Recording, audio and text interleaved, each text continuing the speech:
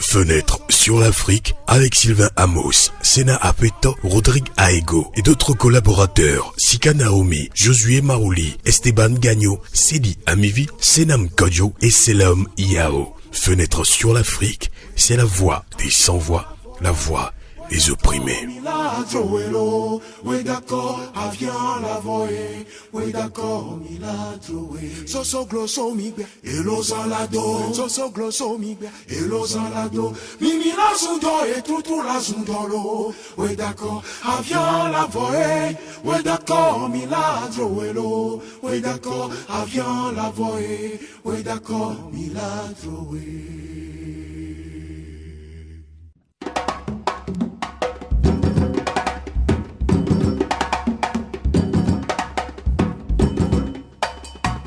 Bonsoir Bamako, bonsoir Lomé, Abidjan, Dakar, bonsoir Accra, N'Djamena, bonsoir Conakry, bonsoir à toute l'Afrique.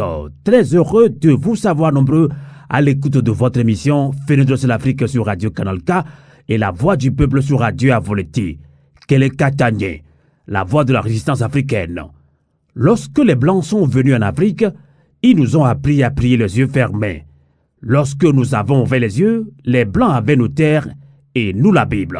Eh bien, amis panafricains, c'est sur ce message fort du père fondateur de Kenya, Jomo Kenyatta, que nous démarrons avec vous le débat panafricain de ce soir. La voix du peuple. Que comprendre des 11 accords coloniaux que le Mali vient d'annuler avec la France? Nous évoquons ce sujet brûlant avec nos invités qui seront en ligne depuis le Mali et dans la diaspora africaine. Merci de nous être fidèles sur le 3xw.canalk.ch et sur Radio Avoleté. Quel est Katanié?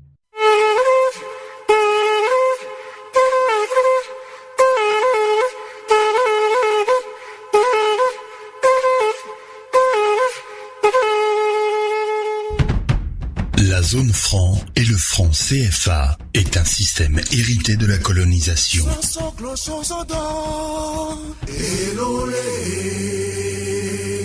Le franc CFA freine le développement de l'Afrique. Il est aussi un outil de contrôle politique et économique sur les pays africains de la zone franc.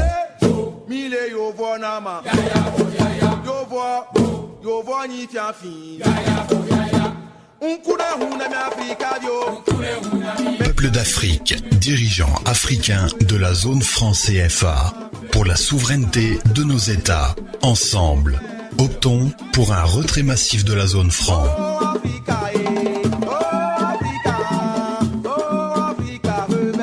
Ensemble et solidaires, nous y parviendrons.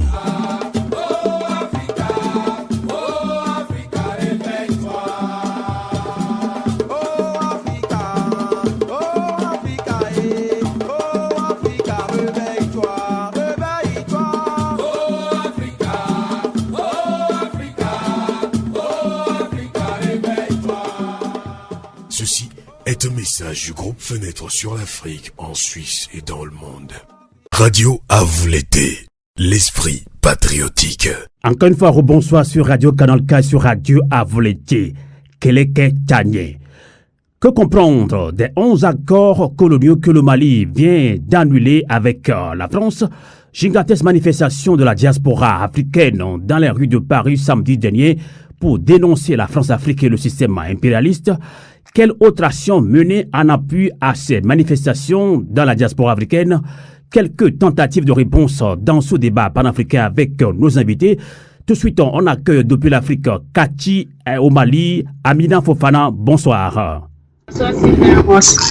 Amina Fofana est membre du CNT, Conseil national de transition. Elle est architecte de formation et panafricaine. On accueille toujours en Afrique, en Guinée-Conakry, Souleymane Konaté. Bonsoir. Bonsoir, M. Sylvain, et bonsoir surtout à vos invités. Et Souleymane Konaté est membre du conseil politique de l'UFDG, Union des forces démocratiques de Guinée. Vous êtes également conseiller chargé de communication de Cellou Dalein Diallo, et qui est président de l'UFDG, ancien premier ministre, vice-président de l'Internationale libérale. Nous avons ici même de la diaspora en Suisse depuis Genève, Varis Ossuet. Bonsoir. Bonsoir Amos, bonsoir chaleureusement à tout le monde. Et Barry Joshua est universitaire et président par intérim de CTS, Communauté des Togolais en Suisse. Et toujours dans la diaspora, et cette fois-ci dans la région parisienne en France. Bonsoir Mama Grace. Bonsoir mon frère Amos, bonsoir à tous les panélistes. Rapidement, on va pas perdre du temps. Depuis Kati au Mali, Amina Fofana, sur les réseaux sociaux, on a eu l'information, beaucoup d'Africains en parlent. Le Mali, votre pays, Amina Fofana, fait la fierté de toute l'Afrique pour la qualité et l'efficacité du travail abattu par le gouvernement de transition. Et là, on a appris qu'une charte stratégique de la refondation de l'État, CSRE 2022-2023, a été élaborée par le Mali. Alors, pourriez-vous nous en donner un bref résumé, Amina Fofana? C'est-à-dire que au début de la transition, on a élaboré une charte de la transition pour venir en complément à la Constitution. D'accord. Donc, la Constitution coloniale, bien sûr, de la France taille sur mesure pour les multinationales françaises et pour l'évasion fiscale. Donc, cette Constitution coloniale a été balayée avec la charte. Aujourd'hui, depuis hier plutôt, la nouvelle Constitution taille sur mesure pour le Mali a été élaborée. D'ailleurs, je n'ai même pas fini de la lire et elle est très, très souverainiste. D'accord. Alors, en tout cas, je pense que tout va bien pour le Mali. Hein, on ne peut que vous encourager. Alors, Amina Fofana, il n'est plus un secret pour personne que la France du général de Gaulle a obligé ses anciennes colonies d'Afrique à signer des accords uniques en échange des indépendances fratricides accordées dans les années 60. Et de sources dignes de foi, le gouvernement de transition malienne a récemment rompu ces 11 accords coloniaux avec la France. Alors, comment en est-on arrivé là, Amina Fofana? Bon, d'abord, il faut savoir que le colonel de Gaulle, autoproclamé général putschiste, n'a pas signé cet accord avec les Africains. C'était la condition sine qua non de l'indépendance des peuples d'Afrique. Donc, c'était du camouflage, quitter une colonisation physique pour venir à une autre forme de colonisation.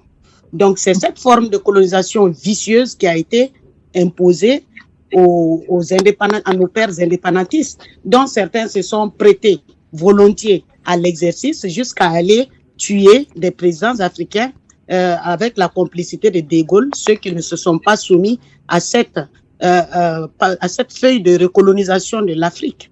Donc, nous-mêmes, nous avons perdu notre digne président patriote, paix à son âme, Modibo Keïta, à cause de cela. Donc, les accords coloniaux ne sont pas des accords, c'est une feuille de recolonisation. Le digne président patriote Assimi Goïta a commencé à sortir de là depuis le jour où il a prêté serment, quand il est devenu président de la transition. La dette coloniale, qui est le premier point, n'a pas été versée du tout. Depuis qu'il a pris les fonctions, c'est pour cela que Macron a suspendu les aides qu'il faisait, soi-disant que des aides, c'est pas des aides en vérité. Donc il n'y a pas de relation entre le Mali et la France. Du moment où Assimi a refusé de payer la dette coloniale. Et cette dette coloniale, ce sont des ouvrages que la France a réalisés ici, dans la sueur et dans le sang de nos ancêtres, de nos grands-parents d'ailleurs, parce que c'est fait pendant la colonisation. Donc ce sont nos parents qui ont fait tout le travail, et nous devons, par exemple, le palais, que ce soit les palais ou bien des infrastructures coloniales, les rails, etc. Donc on doit payer ça de manière éternelle à la France, ce qui est inadmissible. Depuis lors, Macron a commencé à s'agiter, il a commencé à être sur les nerfs. Donc, depuis qu'il a pris le pouvoir, le président, il n'a pas payé la dette coloniale. Bon, tout le reste, vous avez vu, j'ai pas les accords coloniaux sous les yeux. Donc, tous les points, il est sorti de là, en faisant surtout un accord avec la Russie. La Constitution vient d'être élaborée. Le point 7 et le point 8, le point 7, la langue, le français n'est plus la seule langue officielle. Ce que j'ai lu dans la nouvelle Constitution, c'est que nos langues seront officielles. Et d'autres langues aussi peuvent être officielles. Donc, c'est pour ne pas s'isoler directement des autres pays francophones de l'Afrique, que c'est juste une stratégie. Et le point 8, c'est la création de la monnaie.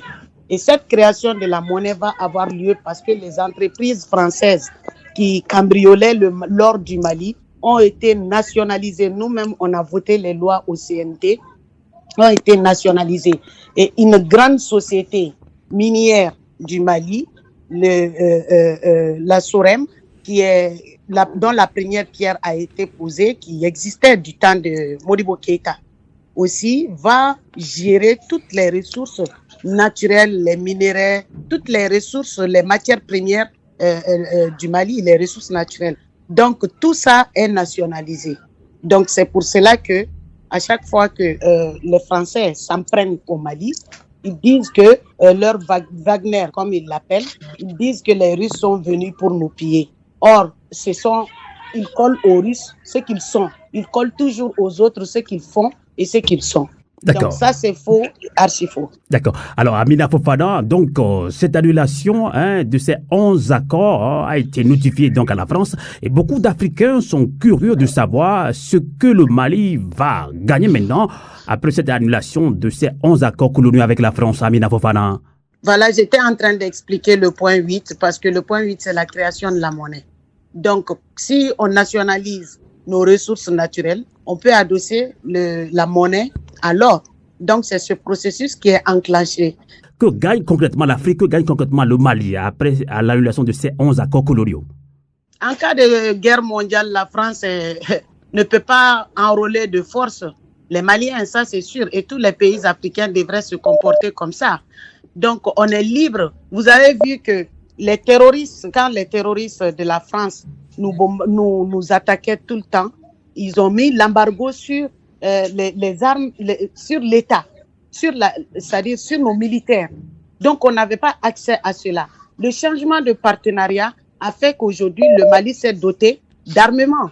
Donc, tous ces accords-là qui ont été annulés expliquent affirment la souveraineté et déterminent la souveraineté de l'État malien et aussi l'intégrité territoriale. J'ai vu dans la nouvelle constitution que le Mali ne sera jamais divisé. Un est indivisible. Or, c'est ce projet qu'ils ont contre le Mali pour leur projet d'azawadisation ou quoi là, du nord du Mali, couper le Mali en deux pour s'accaparer, pour cambrioler les richesses de cette zone-là, la zone même des 3 frontières, parce qu'il est question de couper le Niger en deux, de couper le Burkina en deux et de couper le Mali en deux pour aller s'asseoir là-bas en permanence et nous déstabiliser avec le terrorisme à chaque fois. Donc, la souveraineté du peuple malien est confirmée. D'accord. Donc, la souveraineté, à travers cela, on peut dire aussi que le Mali a fait le premier pas et que d'autres pays africains vont suivre le pas. Exactement. Merci beaucoup, Amina Fofana, depuis Kati au Mali. Alors, rapidement, Ngolo d'Afrique, le débat panafricain est lancé. Vous l'avez suivi également, de choses dignes de confiance. Le gouvernement de transition malienne a récemment rompu ses 11 accords coloniaux avec la France. Comment en est-on arrivé là? Alors, que vous inspire cette action du Mali, du gouvernement malien, Ngolo d'Afrique? Bonsoir. Moi, cette action du gouvernement de transition malien m'inspire vraiment le changement. Et je me dis, il faut bien commencer quelque part. Donc, c'est un signal fort que le Mali envoie déjà à la France et aux autres pays africains. Donc voilà, c'est comme ma soeur vient de le dire, c'est une façon aussi pour le Mali d'affirmer sa souveraineté. Moi, c'est l'annulation de ces 11 accords-là vient juste confirmer l'autonomie même du Mali. Le Mali ne dépend plus de la France. Voilà. Ma sœur m'a précédé et moi, je pensais que elle vient de le confirmer dans la nouvelle constitution qui vient de se mettre en place. Voilà. Moi, quand j'ai vu ces accords qui ont été annulés, je les ai regardés. Je me disais, oui, c'est bien beau d'annuler ces accords-là, mais la langue française demeure encore une des langues principales enseignées dans les écoles au Mali. Avec ce franc CFA aussi, Donc elle vient de me rassurer que voilà quoi, le Mali aura sa propre monnaie. En tout cas, il fallait commencer par là. Moi, je pense que ce sont 2 accords primordiaux. Voilà, que le Mali doit rompre parmi ces accords coloniaux. Donc, le franc CFA et la langue. D'accord. Voilà, parce que c'est ça.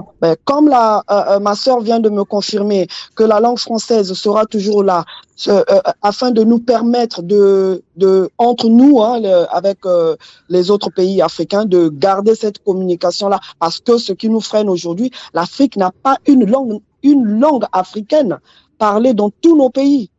Donc, on n'a que le français pour l'instant. Parce que moi, en Afrique centrale, au Congo-Brazzaville, on ne parle ni Wolof ni Bambara. Donc, en tout cas, c'est un signal fort que la transition malienne vient d'envoyer à tout le reste de l'Afrique. D'accord. Voilà.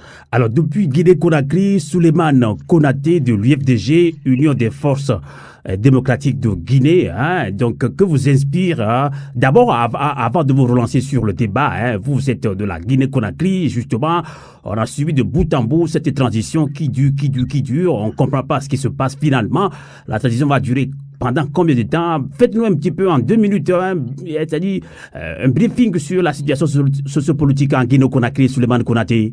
Écoutez, je dirais tout simplement que la transition est en panne en République de Guinée, mais ce qu'il faut noter, c'est que les Guinéens sont désormais plus que jamais déterminés à gagner le combat pour le respect des libertés fondamentales et l'instauration surtout d'une véritable démocratie dans notre pays. C'est en dépit de la forte répression, des intimidations et autres formes de menaces à peine voilées d'une junte aujourd'hui qui est totalement à la dérive. Et vous vous souviendrez que le 5 septembre 2021, à la prise de pouvoir par l'armée, cela a été un espoir immense pour l'ensemble des peuples de Guinée parce qu'on sortait de 11 années de gouvernance calamiteuse dans tous les secteurs de la vie de notre pays, notamment avec la gouvernance de M. Alpha Condé. Mais très malheureusement, l'espoir est en train de céder la place au désenchantement. L'essence de voir une Guinée unie, prospère et solidaire s'amenuise de jour en jour face aux agissements de cette junte minée par son ego surdimensionné. Nul doute que nous avons affaire aux pratiques liberticides et aux méthodes ô combien répugnantes imposées aux Guinéens ces 10 dernières années. Donc nous disons qu'en Guinée, nous restons mobilisés. Aujourd'hui, les manifestations sont interdites. Il y a des cas de répression des manifestations politiques. Nous sommes aujourd'hui à plus de 8 Guinéens tués par balle, des victimes pour lesquelles le gouvernement guinéen est incapable de rendre justice pour permettre aux familles des victimes de faire leur deuil. Le dialogue est totalement rompu entre le CNRD et la classe politique. Donc nous disons qu'aujourd'hui, notre transition est totalement en panne et cela est très regrettable. Comme je le rappelais d'entrée de jeu, le 5 septembre a suscité énormément d'espoir pour les Guinéens, mais hélas, le CNRD est en train de trahir. D'accord, c'est dommage. Maintenant, revenons-en au débat de ce soir. Ces 11 accords coloniaux que le Mali vient d'annuler avec la France. Que vous inspire cela, vous, en tant qu'un homme politique, Souleymane Konaté? Écoutez, nous disons que cela est très salutaire. Quelqu'un le rappelait tout à l'heure, il fallait que ça commence quelque part. Ça a été le combat des pères fondateurs de notre indépendance, Ahmed Sékou Touré, M. Modibo Keïta, Gamal Abdel Nasser et Patrice Lumumba, ainsi de suite. Ils ont voulu une Afrique libre, indépendante, surtout une Afrique émergente. Mais aujourd'hui, avec l'intervention des puissances coloniales, on a commencé par morceler ce continent-là. Aujourd'hui, au gré des intérêts égoïstes, on a opposé les différentes communautés, ce qui fait que l'Afrique a du mal à s'en sortir. Aujourd'hui, quand vous voyez le Mali, la France est intervenue plusieurs années, incapable d'apporter la paix et la stabilité. Aujourd'hui, le Mali n'a pas le contrôle, les autorités n'ont pas le contrôle sur 40% du territoire malien, ce qui est regrettable. Quand vous prenez en 2012, la France a laissé les djihadistes intervenir sur ce territoire-là, malgré leur présence, malgré les accords coloniaux que nous dénonçons aujourd'hui. Ces rebelles-là ont traversé tout le pays. Cela les a amenés à négocier des accords avec les autorités à l'époque pour pouvoir, n'est-ce pas, s'enrichir sur le territoire malien, piller les richesses du Mali pour enrichir naturellement la puissance coloniale qu'est la France. Ils sont intervenus pas pour l'intérêt du peuple malien, mais pour leur intérêt parce qu'ils avaient déjà obtenu ces accords avec les autorités qui étaient en place. Nous trouvons cela déplorable. Donc le Mali commence aujourd'hui par refuser ces accords coloniaux. Nous disons que c'est une très bonne chose. Mais l'autre aspect qu'il faut signaler, c'est bien de rompre avec les accords. Mais quelles sont les alternatives que nous proposons? Parce que quand je vois l'intervention de Wagner aujourd'hui sur le territoire malien, je dis c'est sur quelle base? Parce que si c'est pour reproduire ce que la France a déjà produit sur le territoire malien, je dirais que le peuple malien ne s'en sort pas.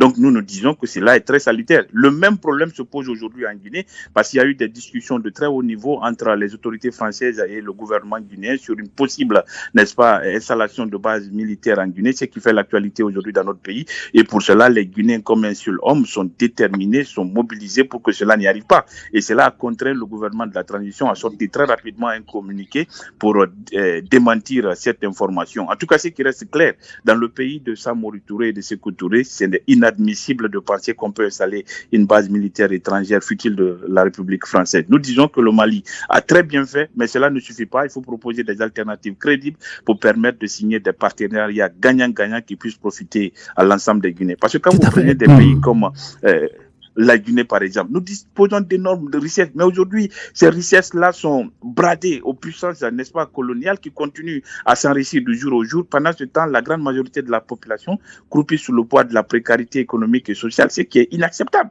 C'est clair. Alors, Varry Sossoé, vous êtes président par intérim de CTS, communauté des Togolais ici en Suisse, dans la diaspora. Alors, quel est votre commentaire et analyse sur cette décision que vient de prendre le Mali d'annuler 11 accords coloniaux avec la France? Vous avez suivi tout à l'heure Souleymane Konaté, il suffit pas seulement d'annuler ces accords coloniaux, mais proposer des solutions alternatives. Quelle est votre réaction là-dessus, Varry Sossoé? Ben moi, je dirais great au président Goïta. Et j'ajouterais qu'il faut que nous brisions les chaînes une fois pour toutes ou une à une, mais brisons-les tout de même. Et il faut commencer quelque part. Les alternatives, les solutions alternatives pour le développement peuvent venir après, mais la rupture avec ces accords-là, la rupture de ces accords-là a été toujours souhaitée. Voilà un État en construction, en reconstruction qui a pris l'initiative par rapport à ce défi-là. Donc, je pense que c'est un exemple à suivre en Afrique. Comme je le dirais, n'est-ce pas, nouer des relations avec la Russie, c'est un tremplin. Je pense que l'Afrique aujourd'hui est consciente de ce que nous devons faire comme action, comme stratégie pour garantir nos souverainetés et ne plus tomber dans des pièges que nous ont tendus les impérialistes de tous les temps, n'est-ce pas? Donc, c'est un tremplin et à partir de là, nous pouvons aller de l'avant. Hein? Un point essentiel, je pense que nous ne devons pas avoir peur. Nos chefs d'État ont tellement peur que ils oublient des fois que c'est nous qui avons les richesses. C'est nous qui avons les richesses et donc nous pouvons aussi avoir des mots à dire. Nous pouvons avoir du pouvoir, n'est-ce pas? Exercer un pouvoir en termes de géostratégie et de politique. Et quand on parle de cela, on a l'impression que nous sommes condamnés à être relégués au rang des nations à disparaître, au rang des pauvres du monde. Non, des plus pauvres, non. Donc, c'est une initiative à saluer, n'est-ce pas? Et comment est-ce que ça peut motiver les autres chefs d'État?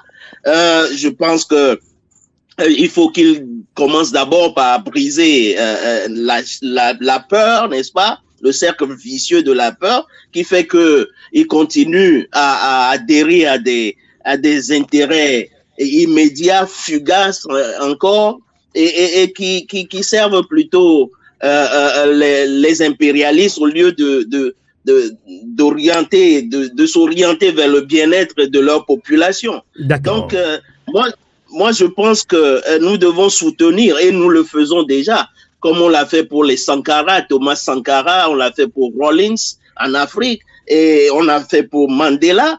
Il faut que l'Afrique soutienne les actions qui sont maintenant mises en route, n'est-ce pas, par le président Goïta et ses compères. Donc, soutien total au colonel Assimi Goïta au Mali, qui vient de rompre 11 accords coloniaux avec la France. En tout cas, bravo, bravo Mali. Les chefs d'État africains, les autres doivent emboîter le pas. Amina Fofana l'a dit rapidement. On retrouve encore Amina Fofana depuis Kati au Mali. On a parlé de système impérialiste France-Afrique. Bravo à vous. Mais dans la diaspora, les manifestations continuent. Hein. Combien de manifestations pourra-t-on faire? Alors, quelle action mener pour accompagner les manifestations de la diaspora, surtout contre la France-Afrique? Samedi dernier, ils étaient nombreux, hein, la diaspora, hein, dans les rues de Paris. Ngolo d'Afrique a participé également à ces manifestations. Amina Fofana, vous qui êtes en Afrique, quelle action mener en appui à ces manifestations pour combattre l'impérialisme? Amina Fofana. Merci beaucoup et je félicite d'ailleurs ma sœur Ngolo d'Afrique qui est très très mobile sur les actions panafricaines des athlètes qu'elle pose à l'endroit de l'émancipation et de la libération du peuple africain. Et beaucoup d'autres panafricains, je les félicite pour cette grande mobilisation qui a pris tous les réseaux sociaux. Et c'est quand même quelque chose, c'est pas leur première fois, voilà. C'est pas leur première fois, ça montre à quel point ils aiment l'Afrique, ça montre à quel point ils veulent que les peuples africains fusionnent. Ils veulent que les pays africains soient une unité africaine. Donc, l'action qu'il faut poser, moi, je pense que le monde est en train de changer. En général, nous sommes en contact. Elle, je n'étais pas en contact avec ma sœur là tout de suite et je suis ravie d'avoir son contact. Donc, en général, les actions sont coordonnées et le communiqué passe partout, sur toutes les pages. Et ça fait que beaucoup de gens sortent pour soutenir les actions panafricaines du Mali, du Burkina, de la Guinée et encourager au passage les autres présidents qui ont peur de venir dans ce camp-là. Donc, ça fait peur aussi aux impérialistes français.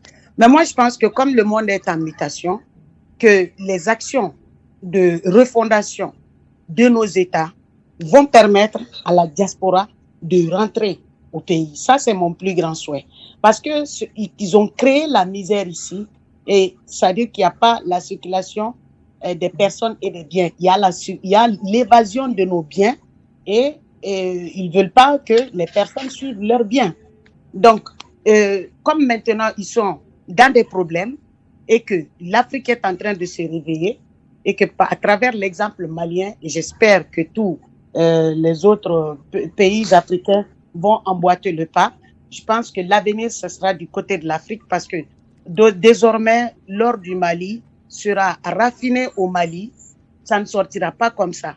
Donc, ça va créer de l'emploi dans nos pays et le pétrole du Mali sera exploité par le Mali et raffiné au Mali. Exactement le gaz, le lithium, comment ça s'appelle, l'uranium, tout ça. Donc, le pétrole aussi, tout ça, ça va créer de l'emploi. Et moi, je vois que dans l'avenir, la diaspora africaine rentrera au pays. J'en connais beaucoup de gens qui sont retournés au Mali. Tout à fait. Une fois de plus, je salue leurs actions. Je dis à mon frère guinéen qu'il n'y a pas de Wagner au Mali. Ça, ce sont des termes français. Il y a des instructeurs russes au Mali. Il n'y a pas de Wagner. Voilà, merci. D'accord. Restez encore avec nous. Amina Fofana depuis Kati au Mali. Alors, Ngolo d'Afrique, on vous voit partout, en Espagne, en Allemagne, en France, un peu partout, dans des manifestations panafricaines dénoncer la France-Afrique, l'impérialisme. Et quelle action mener en appui à ces manifestations? Comment réorganiser la diaspora africaine pour créer un bloc solide afin de combattre efficacement le système impérialiste? Ngolo d'Afrique.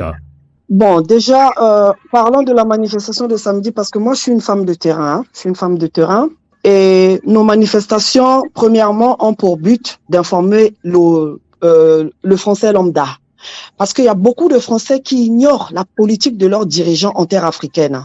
Beaucoup ignorent, parce que même lorsque pendant la marche samedi, il y a des Français qui s'arrêtaient. Et moi, j'avais même mon mégaphone, à part, et j'expliquais, je m'arrêtais. Les Français filmaient, ils enregistraient. Donc, le Français lambda ne connaît pas ce que font les dirigeants français dans nos pays. Donc, c'est ça le premier but de nos manifestations ici en France. Parce qu'il y a des gens qui nous demandent pourquoi vous manifestez en France, pourquoi vous n'allez pas manifester en Afrique. Ben non, parce que notre politique depuis des siècles a été dictée depuis la France. Et donc c'est ici qu'on doit manifester. C'est ce que je dis aux gens. Et il y a même des Français dans les rues qui nous disent allez manifester en Afrique. Non, non, non, on va manifester ici. Voilà. Donc nous, on veut vraiment toucher le peuple français et que le peuple français nous rejoigne et qu'un jour, que leur voix pèse, qu'ils puissent procéder par un vote sanction de ces dirigeants.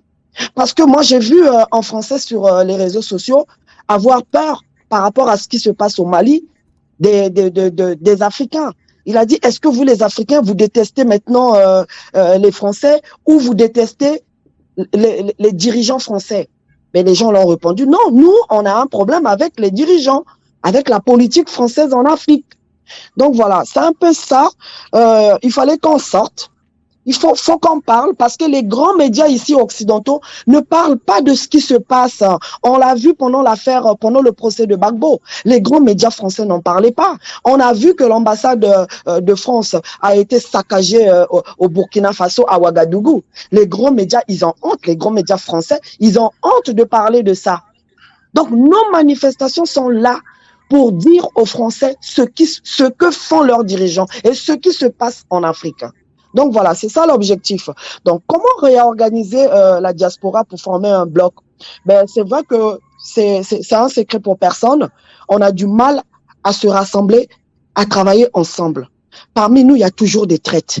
Moi, je pense que cette corruption mentale-là et l'éducation occidentale a joué un grand rôle en sémant la zizanie parmi nous.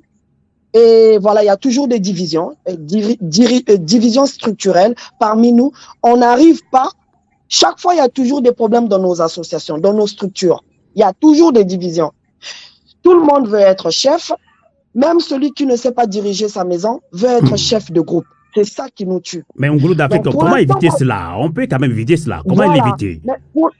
Pour l'instant, moi, je n'ai pas la solution. On y travaille depuis des années. On y travaille depuis des années parce qu'il faut trouver quelque chose qui mettra d'accord tout le monde. Il faut trouver vraiment quelque chose. Mais moi, mon humble avis, moi, je pense, ça c'est personnel, je pense qu'il faut vraiment qu'il y ait un dirigeant un jour panafricaniste qui va vraiment éclairer tout le monde, qui va faire l'unanimité de tout le monde, qui pourra rassembler tout le monde. Pour l'instant, à chaud, c'est ce que je peux dire. D'accord, on va voir ce que... Exactement. On va voir ce que pense Souleymane Konaté qui nous accompagne depuis Conakry, en Guinée-Conakry justement. Vous, je pense qu'il y a quelques semaines, vous avez fait également le tour de la diaspora en Europe, aux États-Unis, pour sensibiliser vos militants des Guinéens. Alors, la diaspora aussi se mobilise. Samedi dernier, beaucoup de panafricains sont dans les rues dénoncés. On a vu beaucoup de femmes, beaucoup d'hommes, surtout africains, se disent panafricains. Alors, comment justement réorganiser la diaspora pour créer un bloc solide afin de combattre efficacement le système impérialiste selon vous, Souleymane Konaté? Nous disons que la diaspora est dans ce qui est en train de se dessiner en Afrique, parce que je le dis le plus ici, la diaspora elle s'organise, elle apporte des idées, elle apporte des solutions nouvelles et cela nous aide beaucoup à aller de l'avant. Mais je dis tout simplement que le Mali a pris une très bonne décision. Mais le Mali seul n'arrivera pas.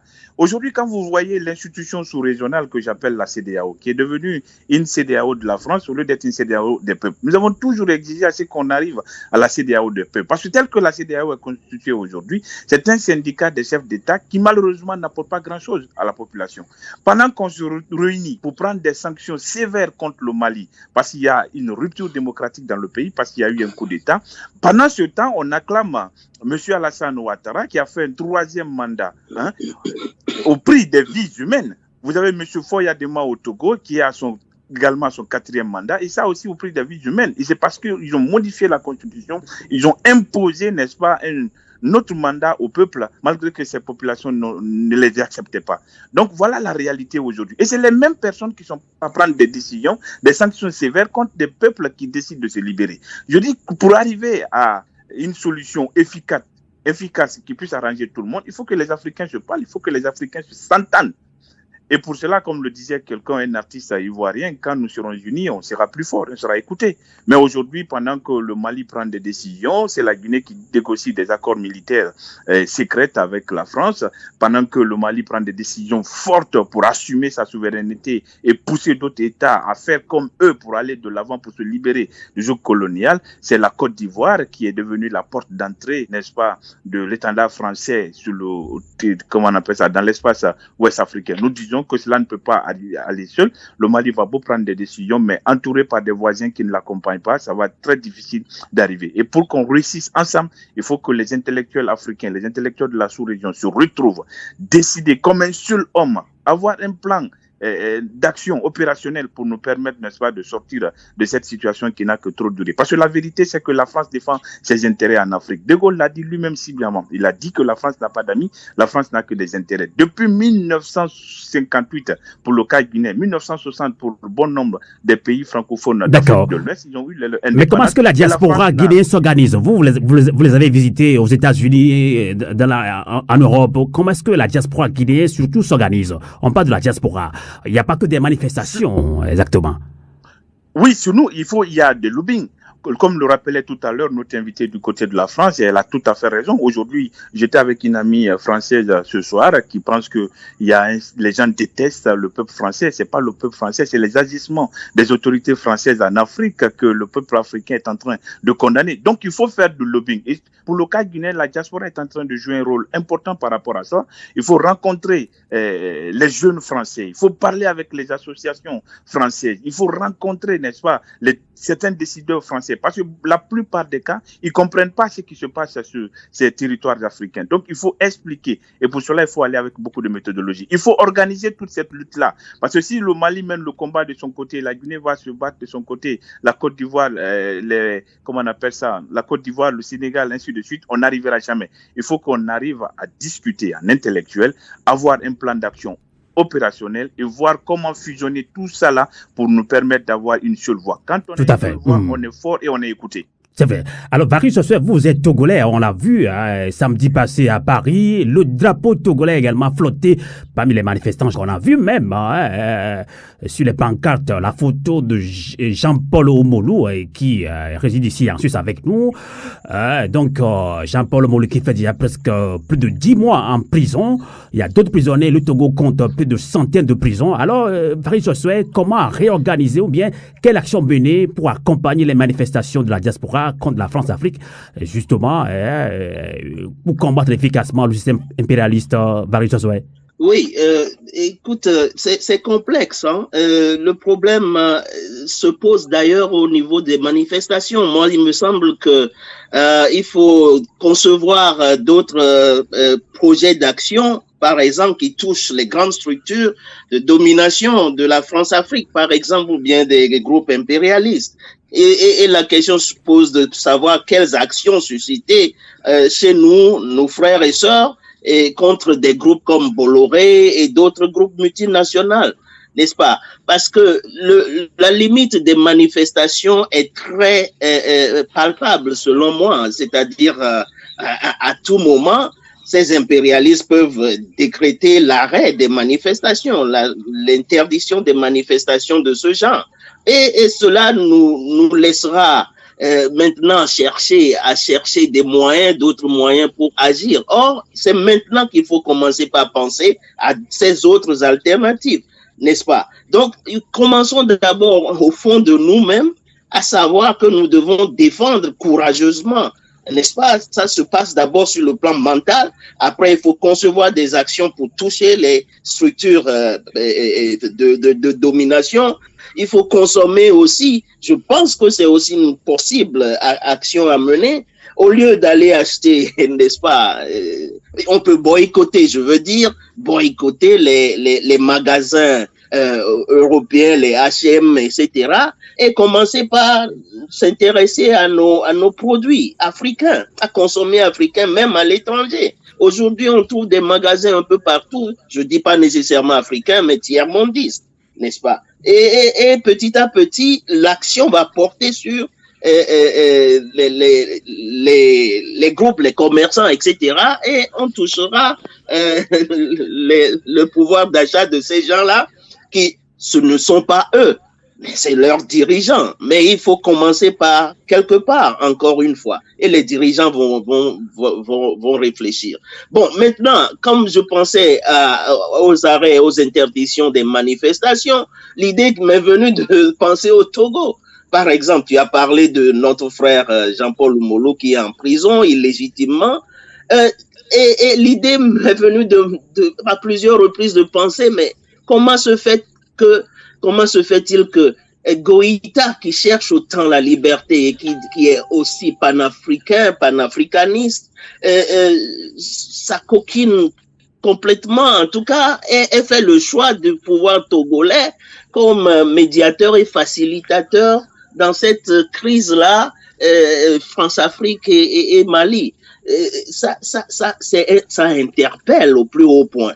Et alors que quand on sait que le Togo, c'est la dictature des dictatures. Donc vous voulez interpeller Amina Fofana alors, puisqu'elle nous écoute, hein? Amina Fofana, vous suivez Dari Sossoé? Oui, je sais, mais c'est ça la question que nous posons des fois, nous les Togolais en tout cas.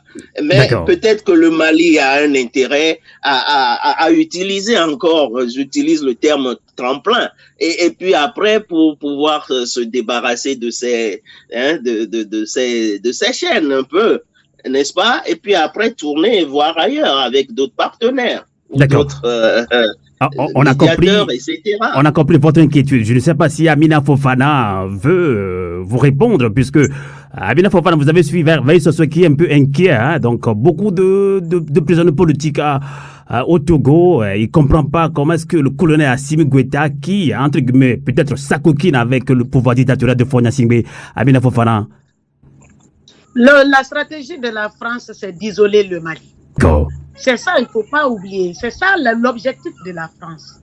Donc, est-ce que le Mali doit accepter son isolement, ou bien c'est-à-dire se couper de tout le monde, ou bien le Mali doit aussi avoir des partenaires dans la CEDEAO? C'est de cela qu'il est question. Beaucoup de gens ont dit que le Mali devrait quitter la CEDEAO, mais ils ne comprennent pas peut-être les enjeux.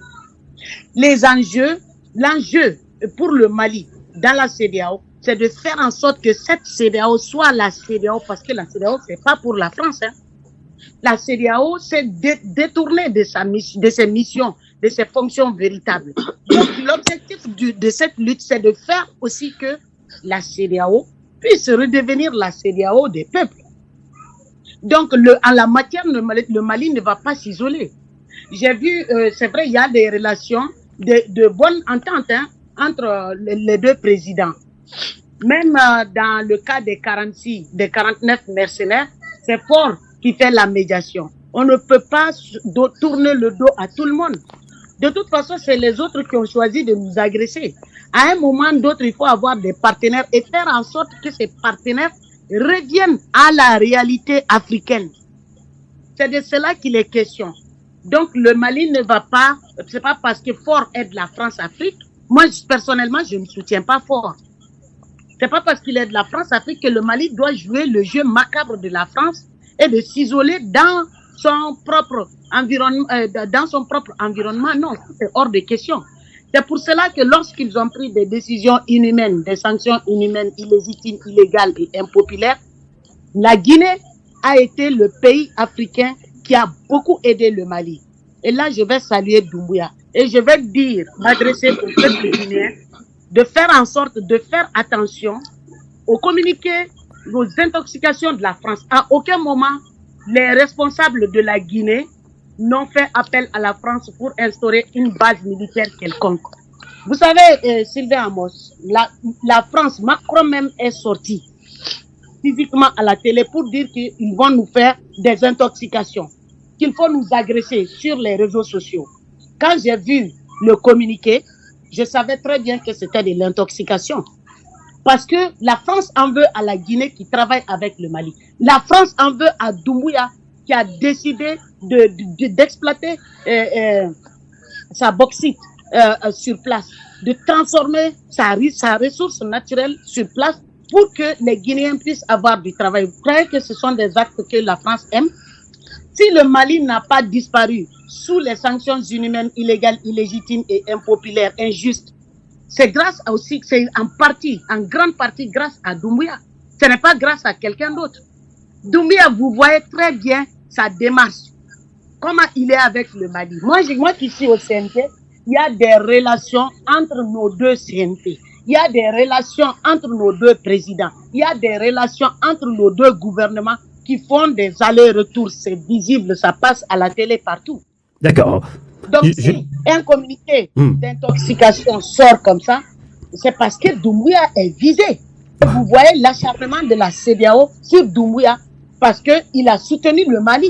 Un problème de délai, parce que leur problème de délai, 2 poids 2 mesures, le président tchadien, ça fait 18 mois, il est sorti, le président de la transition, le fils Déby, est sorti, a décidé directement qu'il va faire 2 ans. Qui a bronché? Est-ce que les médias ont bronché? Non. Donc, d'accord. Amina Fofana, je ne vous coupe pas. Là, vous faites cas de Doumbouya en Guinée-Conakry. Je ne sais pas si Varis Sossoé, le Togolais, est satisfait de votre réponse, Varis Sossoé. Bon, écoutez, pas tout à fait. Parler de Doumbouya, oui, c'est bon. Rappeler que comprendre la démarche de Goïta comme une stratégie, comment dirais-je, de fissurer. Est-ce que c'est une fissure qu'on introduit dans la CEDEAO? C'est possible, mais comme stratégie, oui, pour ne pas être isolé, je peux comprendre cela. Mais c'est quand même dérangeant quelque part pour nous autres Togolais, de savoir que mais celui qui brime les populations, qui est en passe de faire un 5e mandat, et celui-là qui n'est-ce pas, qui usurpe le pouvoir, est devenu le facilitateur dans des histoires comme celle des prisonniers ivoiriens, par exemple. Il n'est pas capable de bien gouverner chez lui, et il va aller faire le facilitateur et le médiateur, n'est-ce pas, présenter un bon visage ailleurs et sauver d'autres personnes.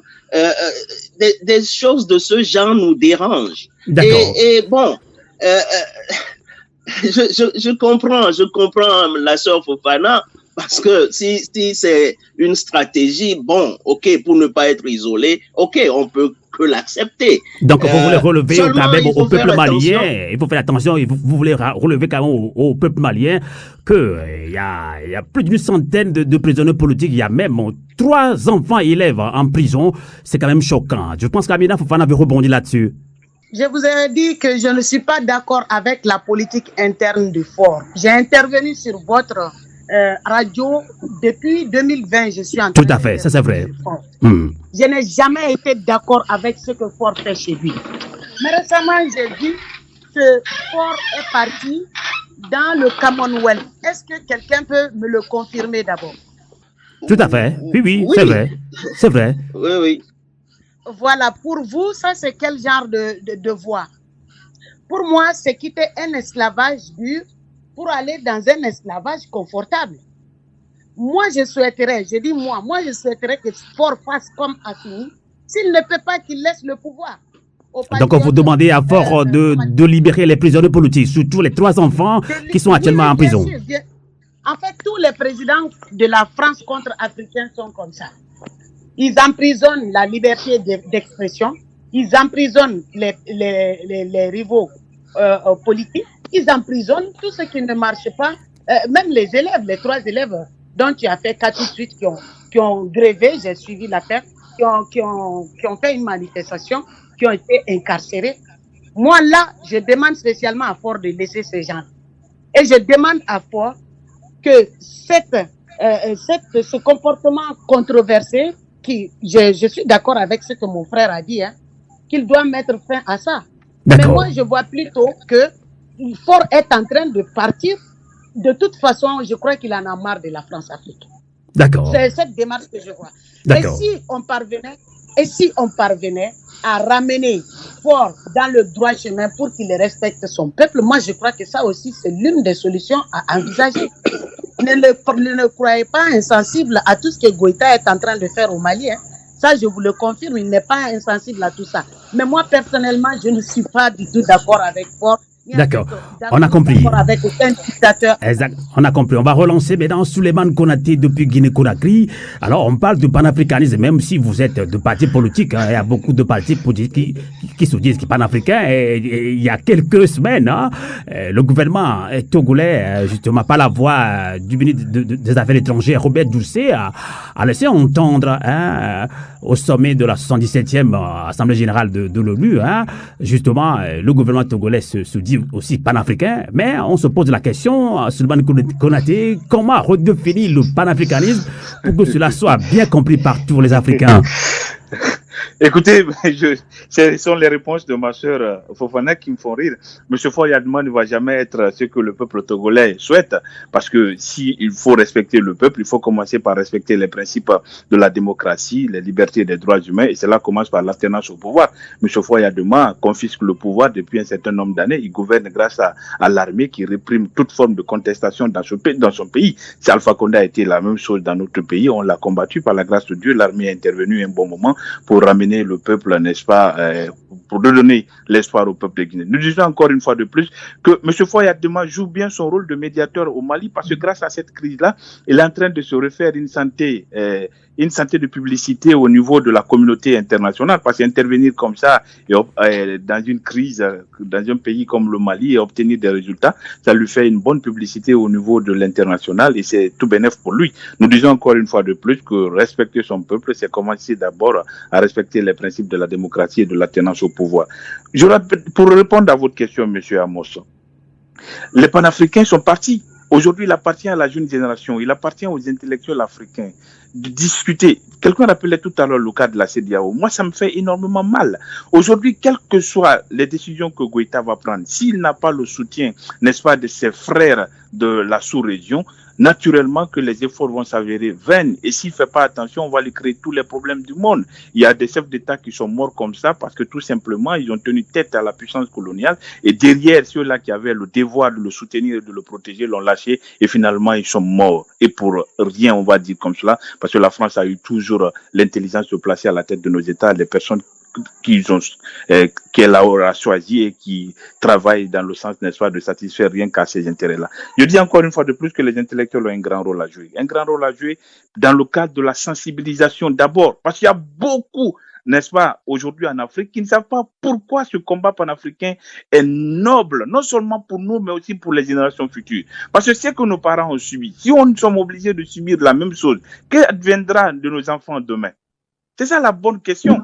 Aujourd'hui, les richesses africaines n'appartiennent pas, encore une fois de plus, au peuple africain. Quand on vous dit que M. Alpha Condé, quand il arrivait au pouvoir, la Guinée produisait 15 millions de tonnes. Avant le 21 septembre 2021, on était le pays qui produisait 85 millions de tonnes de bauxite par an. Deuxième pays producteur mondial de bauxite. Mais avec tout ça, les Guinéens vivent dans la précarité économique et sociale parce que tout simplement, les puissances colonisatrices ont eu l'intelligence, n'est-ce pas, de se partager nos richesses. Pendant ce temps, comme je le rappelais, nos population continue à vivre sur le sol de la précarité. Les intellectuels doivent mobiliser dans le cadre de la sensibilisation, mais surtout aller dans ces pays colonisateurs. Parce qu'il y a beaucoup qui ne comprennent pas la politique de leurs autorités et qui sont prêts à soutenir le combat. Mais malheureusement, ils ne comprennent pas grand-chose. C'est pourquoi je rejoins l'analyse de notre sœur de la France qui dit qu'il faut aller avec beaucoup de pédagogie. Il faut sensibiliser même ces autorités-là. Il faut sensibiliser les parlementaires, les grandes associations, les organisations de jeunes, de femmes, pour les amener à comprendre, n'est-ce pas, la cause de la lutte. Parce qu'il y a beaucoup de Français qui ne comprennent pas aujourd'hui ce qui est en train de se passer dans la sous-région ouest africaine. Parce que beaucoup pensent que c'est un sentiment anti-français. Ce n'est pas le cas. C'est un sentiment contre les agissements des autorités françaises en Afrique. D'accord. On va conclure ce débat. D'abord, la réaction de Ngolo d'Afrique et en même temps conclure ce débat panafricain sur Radio Canal K, sur Radio Avolete. Alors, Ngolo d'Afrique, comment redéfinir le panafricanisme pour que cela soit compris par tous les Africains, puisque vous n'êtes pas sans savoir qu'il y a beaucoup de panafricains, hein, mais on fait la guerre entre nous également. Comment éviter cela? Et que direz-vous également pour conclure ce débat, Ngolo d'Afrique? Ben, moi, qu'est-ce que je dirais? Mon frère vient de le dire, hein, tout passe par la sensibilisation. Aujourd'hui, avec les réseaux sociaux, en tout cas, je dis merci à celui qui a créé les réseaux sociaux. On voit l'éveil de conscience sur le continent africain. En tout cas, la jeunesse africaine est vraiment connectée. Donc, c'est à nous ici, comme vient de le dire mon frère, à l'élite africaine, les intellectuels africains, de faire ce travail-là de sensibilisation. Donc, c'est ce que je pense qu'on est en train de faire. Voilà, chacun de nous à sa façon et voilà, et dans sa communauté, dans son milieu. Donc, voilà, moi, ce que je dis toujours aux jeunes, quand ils me contactent, c'est le panafricanisme. Voilà, le panafricanisme ou rien. Lorsque nos matières premières, nos minéraux seront traités en terre africaine, on aura gagné ce combat. Voilà, parce que le panafricanisme, c'est l'unité, le combat, la résistance, et voilà. Donc, c'est ça, donc transformer nos minéraux. Et là, ça me rassure encore, ma sœur Amina Fofana vient de me rassurer. Si déjà le pétrole et l'or du Mali seront raffinés au Mali, ça c'est déjà le panafricanisme.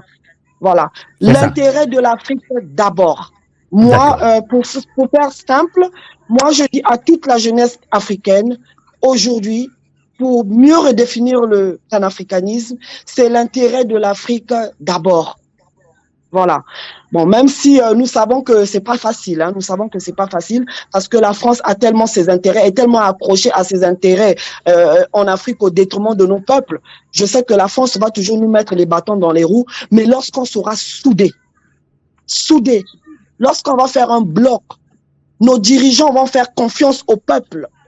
Parce que c'est ça la clé. Lorsqu'il y a des manifestations dans nos pays et que les manifestations sont réprimées, c'est tout ça qui bloque le soulèvement. C'est tout ça qui bloque le changement. Chez moi, au Congo-Brazzaville, aucune manifestation n'est autorisée. Tout de suite, tu peux même pas sortir de ton portail. Vous êtes encerclés. Et ça, est-ce que vous avez un message concret à la diaspora congolaise du tout, Congo-Brazza? Non, mais la diaspora congolaise doit se mobiliser. Les gens doivent sortir de la peur. Voilà. En Afrique centrale, ça bouge pas parce que le peuple est tétanisé. Aucune manifestation n'est autorisée. Tout de suite, c'est la répression. Pourquoi en Afrique centrale, ça bouge pas? Mais parce que là-bas, c'est le bastion de la France-Afrique.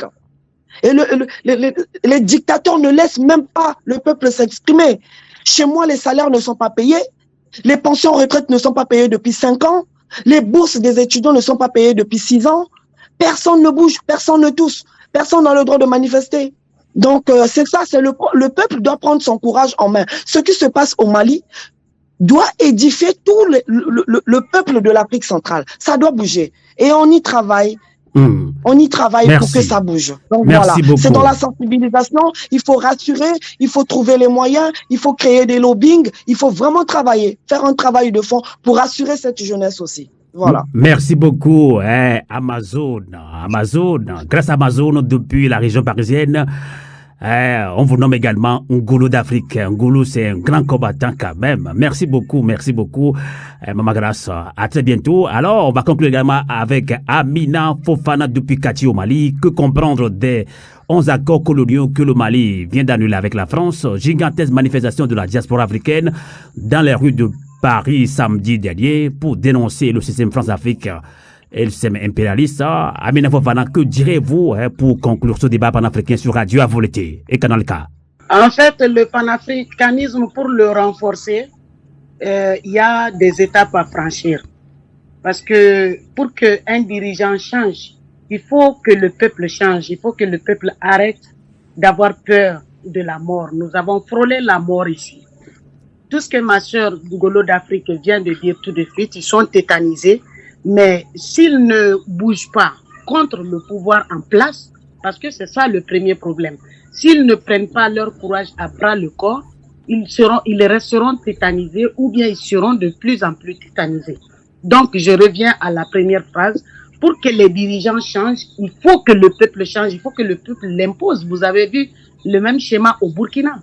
Aujourd'hui, un président qui s'amuse à venir flirter avec la France, tu es dehors. On te met tout de suite dehors, c'est comme ça. Donc, il y a cet aspect. Et aussi, il faut... Le panafricanisme, d'ailleurs, c'est quoi? C'est le patriotisme africain. C'est ce qui réunit, c'est ce qui est appelé par sentiment anti-français, et qui est un mensonge d'État par Emmanuel Macron en France. C'est un mensonge d'État. sentiment anti-français, ça n'existe pas. Donc, c'est un sentiment anti-politique africain. Il suffit juste d'étudier sa véritable histoire à l'école. Ça, c'est très important pour l'éducation de base. C'est parce que nous étudions la Révolution française, nous étudions le criquet, la grenouille. Or, nous avons des ressources naturelles chez nous que nous devons étudier à l'école, être au courant depuis à bas âge que nous ne sommes pas un continent pauvre, nous ne sommes pas des pays pauvres. Donc, à cet effet, le digne président patriote Assimi Goïta a posé aussi la première pierre d'une école sous-régionale de mines qui va s'ouvrir au Mali pour que les Africains puissent apprendre à explorer par eux-mêmes leurs sites miniers. Donc, il y a cette école qui est là. Voilà, donc quand l'éducation de base, on enseigne l'histoire réelle, il suffit d'enseigner ça pour que le panafricanisme se renforce, pour que le pays devienne un pays révolutionnaire, naturellement comme ça se passe en Algérie. Ils connaissent leur histoire, ils ne vont jamais accepter la France. Connaître son histoire, c'est savoir les atrocités de l'impérialisme, les méfaits de l'impérialisme sur ton pays, du comportement esclavagiste des impérialistes sur son pays. Ça mène à la révolution naturelle. Donc on grandit avec ça. Quand voilà comment ils attaquent la Russie, mais la Russie connaît toute son histoire. Non seulement connaît toute son histoire, et connaît l'histoire des autres aussi. C'est pour ça que les peuples russes sont derrière Poutine, qu'ils ont essayé de déstabiliser à maintes reprises jusqu'à présent. Les tentatives de déstabilisation continuent. Donc notre véritable culture, notre véritable histoire doivent être enseignées à l'école. C'est ce qui fait que notre éducation ne sera pas ratée. Merci. Nous serons naturellement des panafricains. Merci beaucoup, Amina Fofana, membre du CNT, Conseil national de transition au Mali, architecte de formation panafricaine. Merci de nous avoir accompagnés dans ce débat panafricain sur Radio Canal K, sur Radio Avolete. Avolete, en bambara veut dire qu'elle est Ketanye. Je pense que je prononce bien, Amina Fofana. Oui, c'est ça. Ketanye. Merci beaucoup à vous l'été. Merci Amina Fofana. Merci beaucoup. On conclut également avec le Togolais Vari Sossoé, un grand panafricain d'ailleurs. Que direz-vous pour conclure ce débat? Comment réorganiser, comment redéfinir le panafricanisme? Amina Fofana l'a bien expliqué tout à l'heure. Je pense que vous avez quelque chose à dire pour conclure également ce débat panafricain. Vari Sossoé. Oui, écoute, l'importance de l'éducation panafricaine est à souligner, n'est-ce pas, comme la sœur Fofana vient de le dire. Et je pense que Assimi Goïta, je le dirais lapidairement et sans détour, qui n'a pas attendu de redéfinition quelconque du panafricanisme pour agir en faveur du progrès politique, économique, social et culturel du Mali et du continent africain entier. N'est-ce pas? Et c'est une chance aujourd'hui encore que le panafricanisme soit descendu de son ciel éthérique, disons, pour toucher les couches populaires aujourd'hui. Donc, ces couches populaires-là ne connaissent pas nécessairement la vraie histoire de l'Afrique. Ils connaissent même pas comment dirais-je, les auteurs, les grands auteurs de panafricanisme, les Marcus Garvey, etc., mais ils sont à cœur leur intérêt, l'intérêt de ce qu'ils sont en tant qu'Africains, n'est-ce pas? Et l'intérêt du développement de leur pays, de leur continent. Donc, comment être Afrique en nous-mêmes, dans nos pensées et dans nos actions, n'est-ce pas? C'est ça ce qu'il faut. Et il faut penser à un Sékou Touré, par exemple, qui disait préférer la pauvreté et être libre et non l'opulence et en esclavage. Nous devons avoir ce courage-là et savoir que ce n'est pas la richesse que le monde veut que nous accumulions qui va nous rendre, qui va nous lancer sur les bases du progrès du continent, etc. Mais nous devons appliquer une volonté forte contre tout ce qui nuit à notre émancipation. Donc, je ne donne pas dans du ridicule en disant que Assimi Goïta n'a pas attendu de redéfinition. Là, si redéfinition, il devrait y en avoir, il faut encore songer à ce qui a été à la base du panafricanisme au départ, comme mouvement de résistance. de solidarité, de libération d'un continent qui a été spolié, détruit, n'est-ce pas, et qu'on continue à détruire.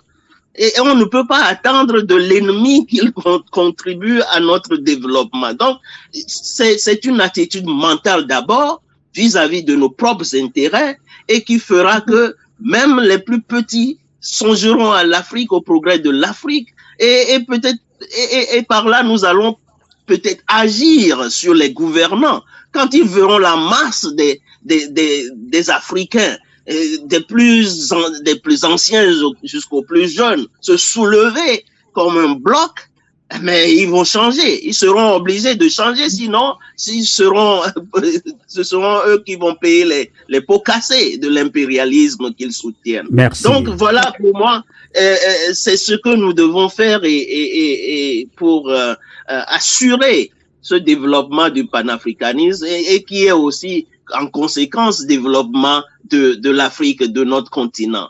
Merci beaucoup et Merci. je pense que l'essentiel est là.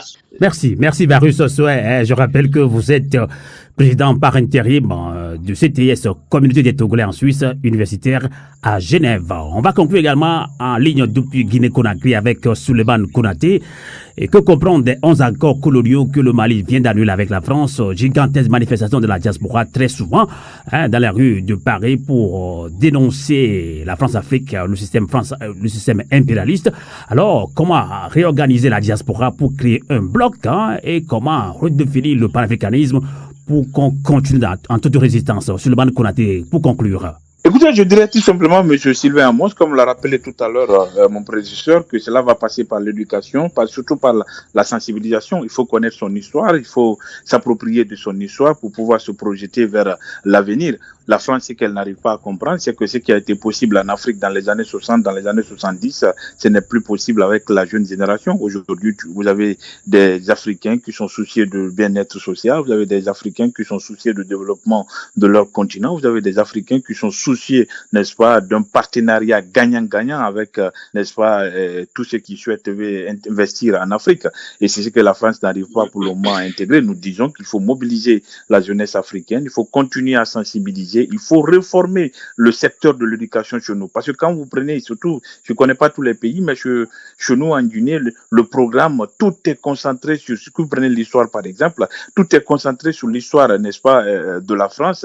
Et il y a une petite partie qui est dédiée, n'est-ce pas, à l'histoire guinéenne. Ce qui fait que quand vous demandez à un enfant de la 11e année, il peut bien vous parler de la Révolution française, il peut bien vous parler de ceux-là qui ont été à l'origine, n'est-ce pas, de la construction d'un État français libre, crédible et indépendant aujourd'hui, mais ils sont incapables de te parler, n'est-ce pas, des grands résistants comme Almami Samoa Touré qui a lutté pendant 17 ans contre la pénétration coloniale en Guinée. Ils peuvent difficilement vous parler d'Amir Sékou Touré qui a osé quand même dire non à De Gaulle en 1958. Je pense qu'il faut réformer le système éducatif, il faut continuer la sensibilisation et surtout les intellectuels, n'est-ce pas, africains, surtout de la diaspora, doivent s'investir pour arriver à cette solution. En tout cas, de ce qui est de la Guinée, nous saluons, nous félicitons, n'est-ce pas, la diaspora guinéenne parce que toutes les crises majeures qu'on a connues dans ce pays, la diaspora a été au devant de la scène, elle a pu mobiliser les ressources, elle a pu faire mener des lobbying auprès, n'est-ce pas, des institutions internationales pour les amener à comprendre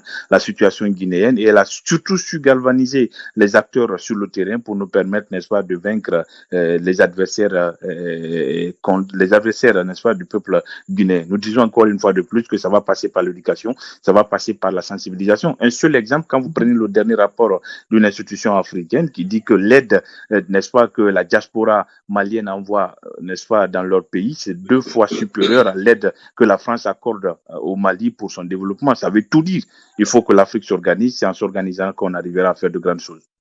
En s'organisant, on deviendra plus fort. Le mot est pesé. Merci beaucoup, Souleymane Konaté, membre du conseil politique de l'UFDG, Union des forces démocratiques de Guinée. Vous êtes également conseiller chargé de communication de Cellou dans les dialogues, président de l'UFDG, ancien premier ministre, vice-président de l'International libéral. Merci de nous avoir accompagnés également depuis Conakry, en Guinée-Conakry d'ailleurs. Merci également à vous qui nous avez suivis sur le 3xcanalk.ch et sur Radio Avoleti. Ainsi prend fin ce débat panafricain. Continuons en toute résistance et dans l'esprit patriotique, comme l'a dit également Amina Fofana depuis Kati au Mali. Merci à toutes et à tous. Et nous nous rappelons encore cette citation de Feu Thomas Sankara. On l'a toujours répété, on va toujours répéter. Il a dit, l'esclave qui n'est pas capable d'assumer sa révolte ne mérite pas que l'on s'apitoie sur son sort. Cet esclave répondra seul de son malheur s'il se fait des illusions sur la condescendance d'un maître suspect qui prétend l'affranchir. Seule la lutte libère. Merci à vous et on nous dit à volonté. Keleketanien. Merci et bonsoir. La voix du peuple. La voix du peuple. La voix du peuple sur Radio Avolété. La voix du peuple, une émission du peuple, par le peuple.